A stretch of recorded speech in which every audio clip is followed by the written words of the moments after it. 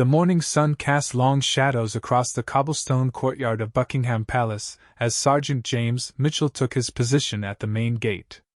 23 years of service had taught him to read people within seconds of seeing them approach.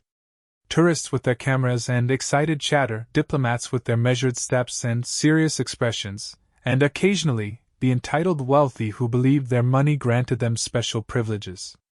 James stood perfectly still in his iconic red uniform, his bearskin hat adding to his imposing 6'3" frame. His rifle was held at the precise angle demanded by centuries of tradition, and his face remained expressionless despite the constant stream of visitors trying to make him smile, laugh, or break his legendary composure. On this particular Tuesday morning, the usual crowd had gathered. School children pointed and whispered, tourists snapped photos, and elderly couples shared stories of their own military service with anyone who would listen. James had seen it all before, and his training allowed him to maintain focus while still being aware of every movement around him. At exactly 10:30, a convoy of 3 black Bentleys rolled through the outer gates after security clearance. The vehicles moved with the kind of smooth precision that only comes with professional drivers and unlimited budgets. James noticed but didn't react, as high-profile visitors were common at the palace. From the middle vehicle emerged Marcus Wellington, one of Britain's wealthiest men and owner of Wellington Industries, a conglomerate worth over £8 billion. At 52, Marcus had built his empire through a combination of inherited wealth, aggressive business tactics, and a ruthless pursuit of profit that had made him both feared and respected in financial circles. Marcus wore a hand-tailored suit that cost more than most people earned in 6 months. His Italian leather shoes clicked against the stones as he walked, and his gold watch caught the sunlight with every movement. Everything about his appearance screamed wealth and power, from his perfectly styled silver hair to the confident way he carried himself. Behind him walked his personal assistant, a nervous young woman named Sarah Chen, struggling to keep up while juggling 3 phones, a tablet, and a leather portfolio. Sarah had been working for Marcus for 2 years and had learned to anticipate his needs, his moods, and most importantly, his explosive temper when things didn't go exactly as planned. The group was here for a private meeting with several members of Parliament regarding Marcus's latest business proposal, a massive development project that would transform a historic section of London into a modern commercial complex. The project was worth hundreds of millions and would create thousands of jobs, but it also involved demolishing several buildings with significant historical value. As Marcus approached the gate where James stood guard, he was engaged in an animated phone conversation about stock prices and merger details. His voice carried across the courtyard, filled with the kind of authority that comes from never being challenged or contradicted. "I don't care what the environmental groups say," Marcus barked into his phone. "They can protest all they want, but money talks louder than their signs and chants. We'll push through the approvals by next month." James remained motionless, but his trained ears picked up every word. As a member of the household guard, he had met countless powerful individuals, but there was something about Marcus's tone that struck him as particularly arrogant, even by the standards of the wealthy elite. Marcus ended his call just as he reached the security checkpoint. The palace guards began their routine verification process, checking identification and cross-referencing the visitor list. This was standard procedure for everyone entering the palace grounds, regardless of their status or wealth. "Name and purpose of visit?" asked the security officer. Marcus looked at the man as if he had just asked the most ridiculous question in the world. "Marcus Wellington. I have a meeting with Lord Hamilton and the Economic Development Committee. Surely you know who I am." The security officer, following protocol, continued with his questions. "Do you have any electronic devices, weapons, or prohibited items with you today, sir?" Marcus's face began to redden slightly. He was accustomed to being recognized instantly wherever he went, and the idea of being treated like any ordinary visitor was clearly frustrating him. "This is absurd. I've been coming to these meetings for months. Can't you just let me through?" "I apologize for any inconvenience, sir, but we must follow security protocols for all visitors," the officer replied professionally. Sarah stepped forward quickly, recognizing the warning signs of her employer's growing irritation.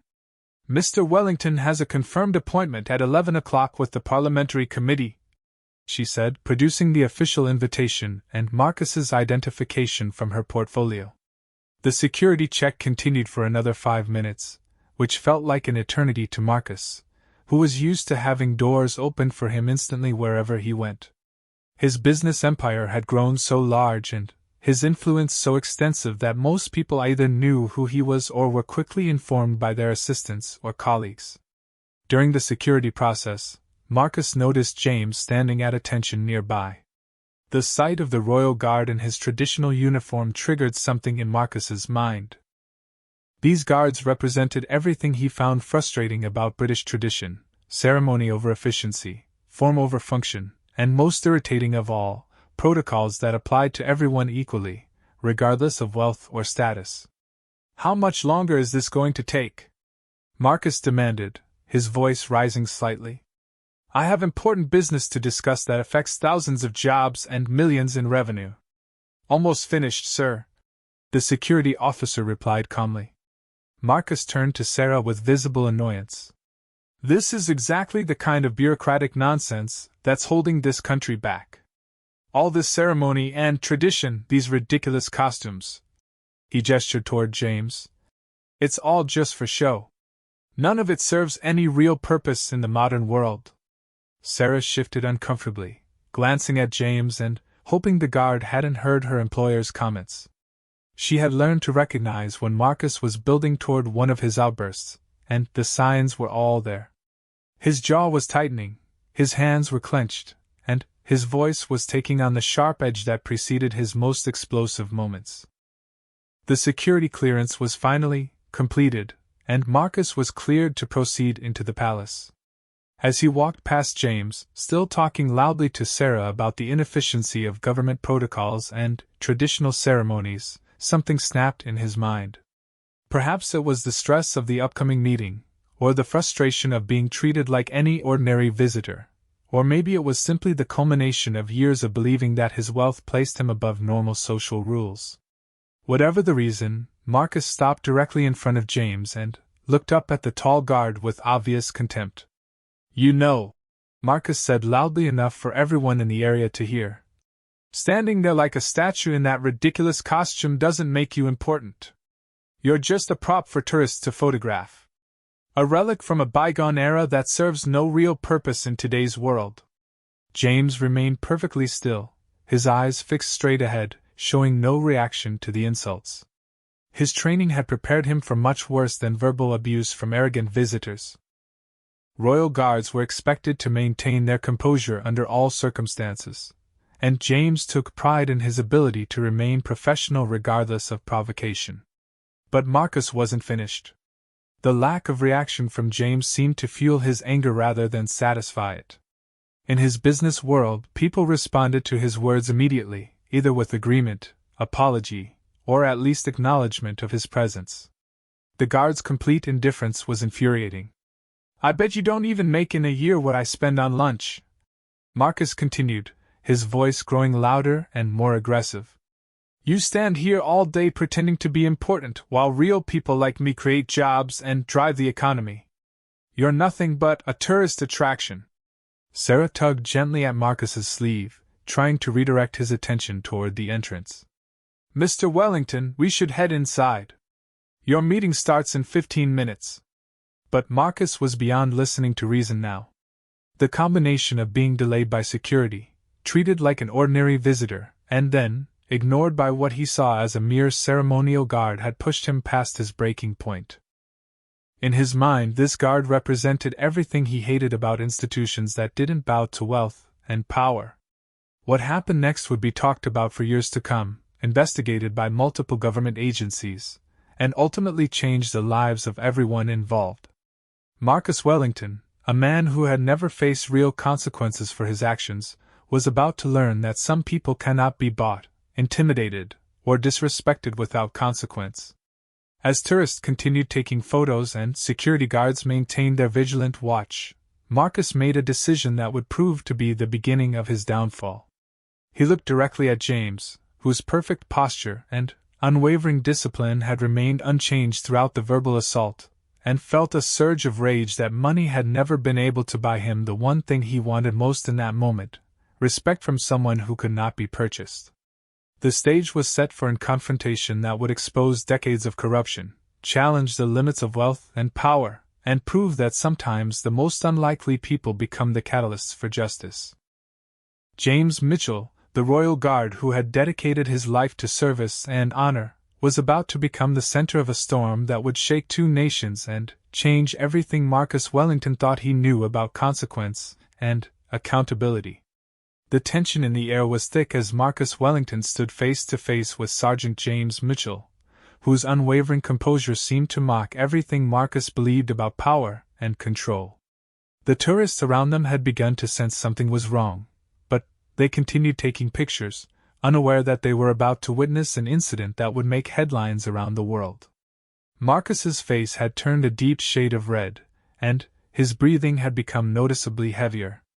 In his business dealings, he was known for his ability to intimidate opponents through sheer force of personality and financial pressure. Board members trembled when he entered conference rooms, politicians carefully measured their words in his presence, and competitors often backed down rather than face his aggressive tactics. But James Mitchell was different.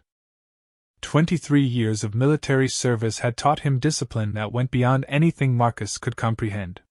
James had served in Afghanistan and Iraq before joining the Household Guard, where he had faced real danger and life-threatening situations that made the verbal attacks of an angry businessman seem trivial by comparison. "You think you're better than me?" Marcus snarled, stepping closer to James. "You think that uniform makes you special? I could buy and sell you 100 times over.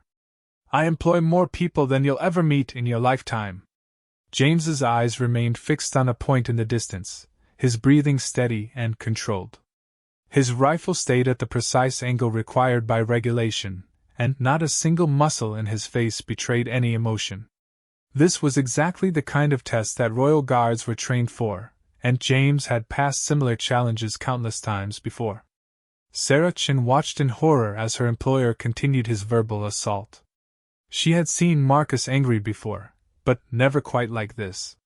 There was something different about his rage today, something more personal and vindictive than his usual business frustrations.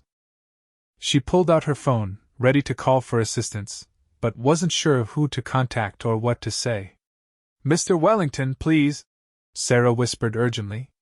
"We really need to go inside. Lord Hamilton doesn't like to be kept waiting." Marcus spun around to face her, his eyes blazing with fury. "Don't tell me what I need to do. I'm in charge here, not some pompous lord who inherited his position instead of earning it like I did." The security guards had noticed the commotion and were slowly moving closer, ready to intervene if necessary. However, they were in a delicate position. Marcus Wellington was a legitimate visitor with proper clearance for an important meeting, and technically, he hadn't done anything illegal yet. Wealthy individuals having public outbursts wasn't uncommon, and usually, the best approach was to let them vent their frustration and then move them along. But this situation felt different. There was an intensity to Marcus's anger that suggested he might cross lines that even his wealth couldn't protect him from crossing. The head of security, a veteran named Captain Reynolds, spoke quietly into his radio, alerting his team to be ready for immediate action if needed. Meanwhile, other visitors in the courtyard had begun to take notice. Some tourists lowered their cameras, sensing that something inappropriate was happening. A group of school children on a field trip were quickly ushered away by their teachers, who recognized that the situation was becoming unsuitable for young viewers. Marcus turned back to James, who continued to maintain his perfect military bearing despite the ongoing harassment. The guards' complete lack of reaction was driving Marcus to new levels of fury. In his world, everyone responded to his presence in some way with deference, fear, excitement, or at least acknowledgement. This complete indifference was something his ego simply could not process. "You know what your problem is?" Marcus continued, his voice rising to a level that echoed off the palace walls. "You've been told you're special for so long that you actually believe it. But you're not special. You're replaceable. There are thousands of young men who would love to play dress-up and stand around all day pretending to be important.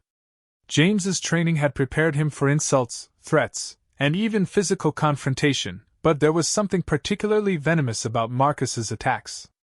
The wealthy man seemed to take genuine pleasure in trying to break down someone who had dedicated his life to service and duty.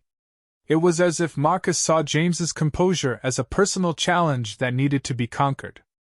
I've met real soldiers, Marcus sneered. Men who actually fight wars instead of standing around looking pretty for tourists. They would laugh at you and your fancy costume. You're not protecting anyone or anything. You're just part of a tourist show designed to separate visitors from their money. Sarah noticed that other palace staff members had begun to gather at windows and doorways, drawn by the commotion. Word was spreading quickly through the building that there was an incident involving a high-profile visitor and one of the royal guards. This kind of situation was extremely rare and potentially very serious from a diplomatic and public relations standpoint. The longer Marcus's tirade continued, the more attention it attracted. Palace security cameras were recording every moment, and several tourists had begun filming with their smartphones despite posted restrictions against recording on palace grounds. The footage would later prove crucial in understanding exactly what happened and why. Marcus's personal history played a significant role in his behavior that day. Born into moderate wealth, he had built his fortune through a combination of aggressive business tactics, strategic acquisitions, and a willingness to exploit legal loopholes that his competitors avoided. Along the way, he had developed a worldview that equated financial success with moral superiority and personal worth. In Marcus's mind, people fell into two categories: those who had proven their value through wealth accumulation, and everyone else. He genuinely believed that his billions of pounds gave him not just economic power, but also the right to look down on those he considered less successful. The military, government workers, and anyone in public service fell into his less successful category. James Mitchell represented everything that Marcus found threatening about the world outside his business empire. Here was a man who had chosen service over profit, duty over personal gain, and honor over wealth. These were values that Marcus had long ago abandoned in his pursuit of financial dominance, and seeing them embodied so perfectly in another person triggered a deep psychological response. You want to know what real power looks like? Marcus pulled out his phone and held it up. One call from me and I can make people rich or destroy their careers. I can create 1,000-job companies or shut down entire industries. That's real power, not standing around in a costume pretending to guard a building that's already protected by real security systems. As Marcus spoke, he gestured wildly with his phone, coming dangerously close to James's face. The security team tensed, ready to intervene if the situation escalated to physical contact. Touching or threatening a royal guard was a serious offense that could result in immediate arrest, regardless of the perpetrator's wealth or status. Captain Reynolds spoke into his radio again, this time requesting immediate backup and putting the arrest team on standby. He had been hoping that Marcus would eventually exhaust himself and move along, but the businessman showed no signs of calming down. If anything, his anger seemed to be building towards some kind of climax. The psychological dynamics at play were complex and deeply rooted. Marcus had spent decades surrounding himself with people who either feared him, needed his money, or both. His employees, business partners, and even most government officials treated him with a deference that he had come to expect as natural and proper. The idea that someone might remain completely unimpressed by his wealth and status was foreign to his experience.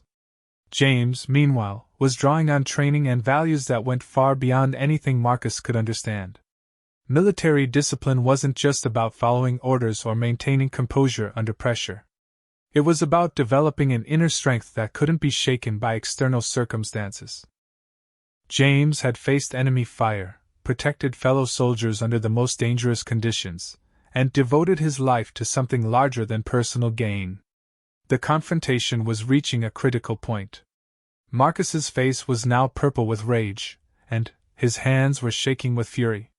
The combination of jet lag, stress from his upcoming meeting, and the unprecedented experience of being completely ignored by someone he was trying to intimidate had pushed him beyond rational thought. "I have an idea," Marcus said suddenly, his voice taking on a tone that made everyone within earshot feel deeply uncomfortable. "Maybe you need a reminder of what you really are. Maybe you need to understand your place in the world." Sarah saw the warning signs immediately. She had witnessed Marcus's most explosive moments, and she recognized the particular tone he used right before doing something truly destructive. In business meetings, this tone preceded hostile takeovers, massive layoffs, or other corporate actions designed to completely destroy opponents. "Mr. Wellington, no," Sarah said, stepping forward. "Whatever you're thinking, please don't. This isn't worth it." But Marcus was beyond listening to advice or warnings. The wealthy man had reached a psychological breaking point where his entire worldview was being challenged by one person's refusal to acknowledge his superiority. In his mind, James's continued composure was an act of defiance that needed to be answered with something dramatic and decisive. What Marcus did next would be replayed on news broadcasts around the world, discussed in Parliament, investigated by law enforcement agencies, and ultimately lead to revelations that would shake the foundations of British business and politics. The moment that followed would prove that no amount of wealth can protect someone from the consequences of crossing certain lines. The moment that would change everything happened at exactly 10:47 a.m. on that fateful Tuesday morning. Marcus Wellington, his face contorted with rage and his judgment completely clouded by fury, looked directly at Sergeant James Mitchell and committed an act that would resonate far beyond the palace walls. With deliberate malice, Marcus gathered saliva in his mouth and spat directly at James's face. The glob of spit struck the guard's cheek, just below his left eye, and slowly began to drip down toward his collar. The sound of the impact was audible to everyone in the immediate area, and for a moment, time seemed frozen. The entire courtyard fell silent. Tourists stopped taking photos, security guards reached for their radios, and even Sarah Chin stood motionless with her mouth open in shock. Never in the modern history of the household guard had anyone dared to assault a royal guard in such a degrading manner. The act was so unexpected and shocking that witnesses needed several seconds to process what they had just seen. James Mitchell, however, did not flinch. Even with spit running down his face, he remained perfectly still, his eyes fixed straight ahead, his rifle held at the precise regulation angle. His training had prepared him for many scenarios, but not necessarily for this particular form of humiliation. Yet his discipline held firm, and he showed no visible reaction to the assault. Marcus stepped back, breathing heavily, a look of savage satisfaction on his face. For him, this moment represented a victory over someone who had dared to ignore his power and status. In his twisted logic, he had finally forced a response from the guard, even if that response was simply to stand there and take abuse. "There," Marcus said loudly, his voice carrying across the courtyard. "Now you know what you really are. Nothing but a target for people who actually matter in this world." But Marcus's moment of triumph was short-lived. Within seconds, the palace security team sprang into action with the precision of a military operation. Captain Reynolds barked orders into his radio, and armed security officers emerged from multiple directions, surrounding Marcus before he could even begin to comprehend what was happening. "Sir, you need to come with us immediately," Captain Reynolds said, his voice cold and professional. "You are under arrest for assault on a member of Her Majesty's Guard." Marcus looked around in confusion, as if he couldn't understand why anyone would object to his actions. "What? This is ridiculous. I have a meeting with Lord Hamilton in 10 minutes. You can't arrest me for teaching someone a lesson about respect. Step away from the guard and place your hands behind your back," Reynolds commanded, ignoring Marcus's protests. Sarah Chin finally found her voice. "There must be some mistake," she said frantically. "Mr. Wellington is here for an official government meeting. He's one of the most respected businessmen in the country. Surely we can work this out without any arrests." Two security officers moved toward Marcus, who finally began to realize that his wealth and status might not protect him from the consequences of his actions. "Do you know who I am?" he demanded, his voice rising to a near shout. "I could buy this entire palace if I wanted to. You can't treat me like some common criminal." "Sir, you assaulted a royal guard in full view of multiple witnesses," Reynolds replied. "Your identity and financial status are irrelevant. You need to come with us now." The situation escalated quickly as Marcus refused to comply with the arrest orders. He began backing away from the security officers, waving his arms wildly and continuing to shout about his importance and the supposed injustice of being held accountable for his actions. "This is outrageous!" Marcus yelled. "I demand to speak to someone in charge. I demand to call my lawyers. You have no right to arrest me for defending myself against this ceremonial mannequin." James continued to stand at attention, the spit still visible on his face, showing no emotion or reaction to the chaos unfolding around him. His composure in the face of such degrading treatment impressed even the veteran security officers, who had seen many royal guards maintain their discipline under difficult circumstances. As more security personnel arrived on the scene, the tourists were quickly ushered away from the immediate area. The palace staff worked efficiently to clear the courtyard while ensuring that the incident was contained and controlled. This was not the kind of publicity that the royal household wanted or needed. Marcus's arrest became a physical struggle when he refused to place his hands behind his back. He continued to resist, apparently believing that his wealth and status would somehow make the security team reconsider their actions. His resistance only made the situation worse, as it provided additional charges and demonstrated a complete lack of respect for law enforcement. "I'll have your jobs for this!" Marcus screamed as the handcuffs were finally placed on his wrists. "I'll sue every one of you personally. I'll destroy your careers and your families. You have no idea who you're dealing with." Captain Reynolds had heard similar threats countless times during his career in palace security.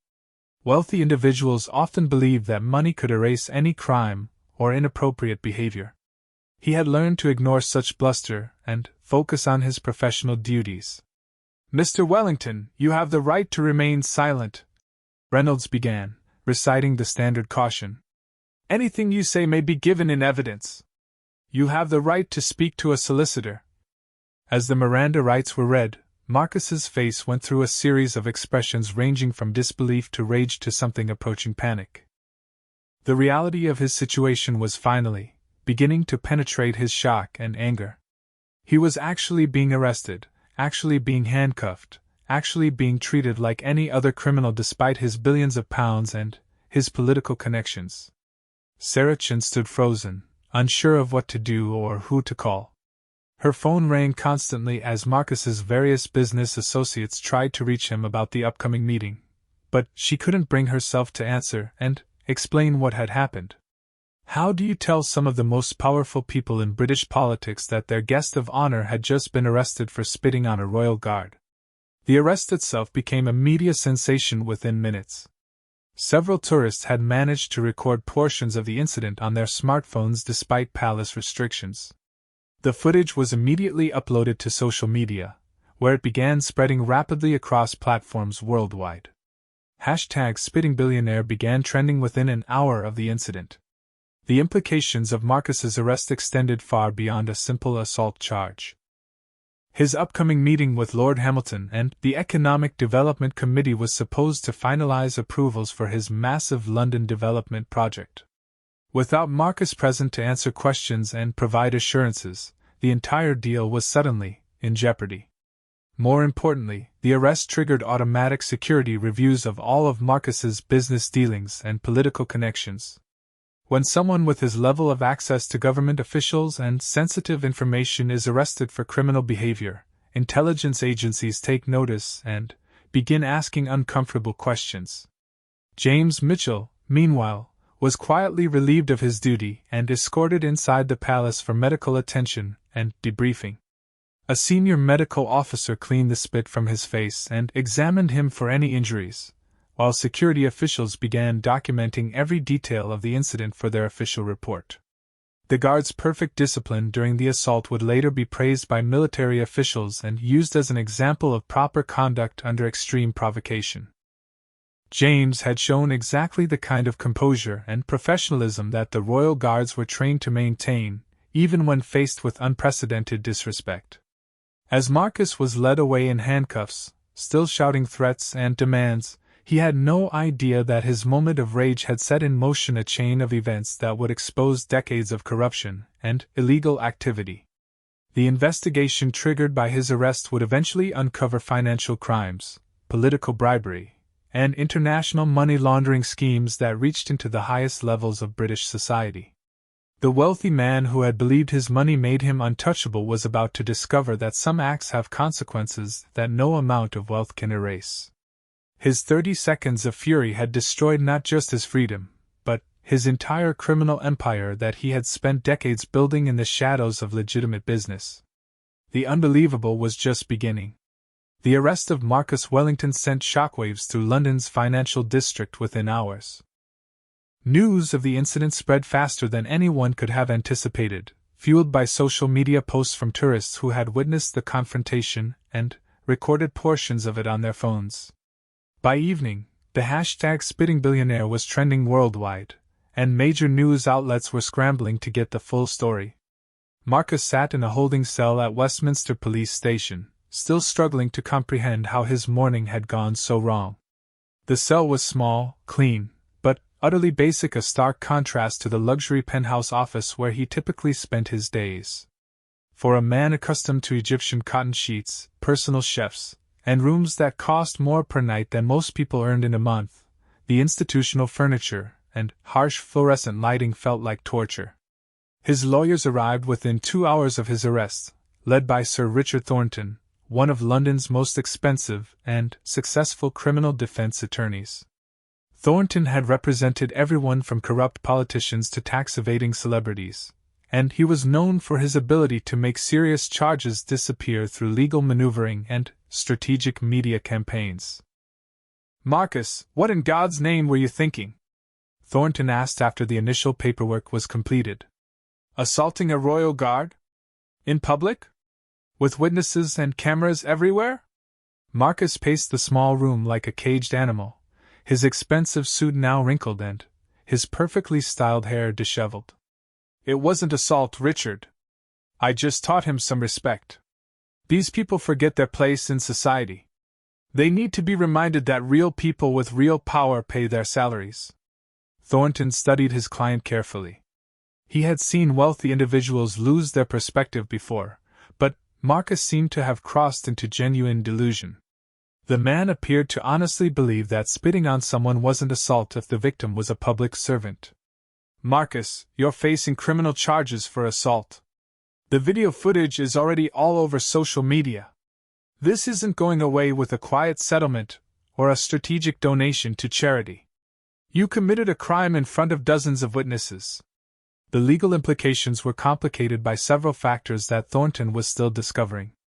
First, assaulting a royal guard carried more serious penalties than typical assault charges. The guards were considered protected persons under anti-terrorism laws, which meant Marcus could face additional federal charges beyond simple assault.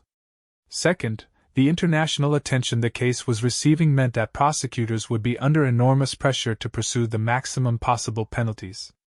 No one wanted to appear to give special treatment to a wealthy defendant when the entire world was watching.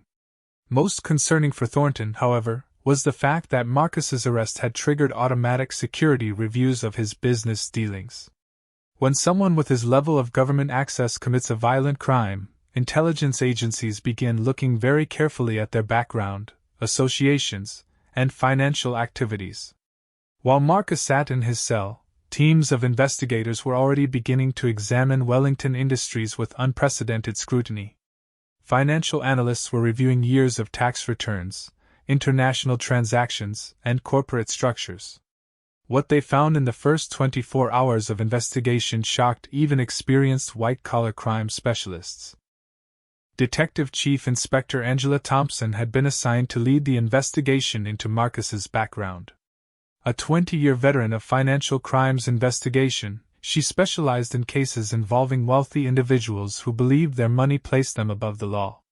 She had seen corruption at every level of society, but the preliminary findings in the Wellington case were extraordinary even by her standards. "Have a look at this," Detective Sergeant Davidson said, bringing a stack of financial documents to Thompson's desk. "Wellington Industries has been moving massive amounts of money through offshore accounts for the past 15 years. We're talking about billions of pounds that seem to have no legitimate business purpose." Thompson studied the documents carefully. Money laundering schemes involving legitimate businesses were common, but the scale and sophistication of what they were discovering suggested something far more serious than typical tax evasion or fraud. "What kind of businesses are we talking about?" Thompson asked. "Everything from construction companies to pharmaceutical distributors to defense contractors," Chen replied. "But here's the interesting part: many of these companies exist only on paper. They have no employees, no physical locations, no real business activities. They're just vehicles for moving money." The investigation revealed a criminal enterprise that had been operating for decades with remarkable sophistication. Marcus had used his legitimate business empire as a front for international money laundering, arms dealing, and even human trafficking. The scope of the criminal operation was staggering, involving corrupt officials in multiple countries and billions in illegal profits. Meanwhile, back at Buckingham Palace, Sergeant James Mitchell was dealing with his own aftermath from the incident. Palace officials had placed him on administrative leave pending a full investigation, not because he had done anything wrong, but because any incident involving a royal guard required thorough documentation and review. James sat in his small flat in South London, finally, allowing himself to process what had happened. For 23 years, he had taken pride in his ability to maintain his composure under any circumstances. Royal guards were expected to be unflappable, and he had lived up to that standard even when faced with unprecedented disrespect. But the incident with Marcus had affected him more deeply than he initially realized. It wasn't the physical assault that troubled him; he had faced far worse during his military service overseas. It was the pure malice behind Marcus's actions, the obvious pleasure the wealthy man had taken in trying to humiliate someone who had devoted his life to service. James's phone had been ringing constantly since news of the incident broke. Old military friends called to offer support, family members wanted to make sure he was okay, and reporters desperately tried to get him to comment on what had happened. He ignored most of the calls, but there was one conversation that particularly moved him. His former commanding officer from Afghanistan, Colonel Patricia Hayes, called to check on him personally. "James, I saw the footage online. I want you to know that every soldier I've ever commanded would be proud of how you handled yourself. You showed exactly the kind of discipline and honor that makes our military great." The support from his military family meant more to James than any potential legal victory or media attention. These were people who understood what service meant, who had made similar sacrifices, and who recognized the true character behind his perfect composure. As the investigation into Marcus Wellington continued, more shocking details emerged daily. International law enforcement agencies began sharing intelligence about suspicious transactions and criminal associations that stretched across multiple continents. The man who had spat on a royal guard was revealed to be at the center of a criminal network that spanned from London to Hong Kong to Dubai. The irony was not lost on investigators that Marcus's moment of uncontrolled rage had exposed decades. Money can buy many things in this world. Expensive cars, luxury homes, private jets, and even influence over powerful people. But there's one thing money cannot purchase: respect. And sometimes, when wealth meets true honor, the collision creates a story that changes everything.